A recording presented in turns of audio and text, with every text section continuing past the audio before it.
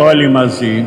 πιστεύω εις ένα Θεόν, Πατέρα Παντοκράτορα, ποιητήν ουρανού και γης, ορατώνται πάντων και αοράτων, και εις ένα Κύριον Ιησού Χριστόν, τον Υιόν του Θεού τον μονογενή, τον εκ του Πατρός γεννηθέντα προπάντων των αιώνων, φως εκ φωτός, Θεόν αληθινόν εκ Θεού αληθινού, γεννηθέντα ου ποιηθέντα, ομοούσιον το Πατρίδιου τα πάντα εγένετο,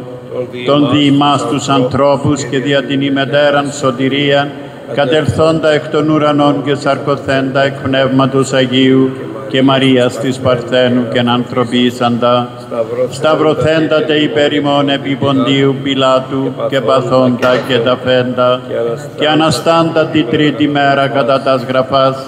και ανελθόντα εις τους ουρανούς και καθεζόμενον εκ δεξιών του Πατρός,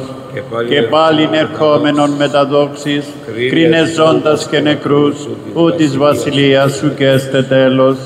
και εις το Πνεύμα το Άγιον, το Κύριον, το Ζωοποιόν, το εκ του Πατρός εκπορευόμενον, το συμπατρί και Υιό συμπροσκυνούμενον και συνδοξαζόμενον, το λαλήσαν διά των προφητών, εις μίαν Αγίαν Καθολικήν και Αποστολικήν Εκκλησίαν, ομολογώ εν βάπτισμα εις άφεσιν αμαρτιών,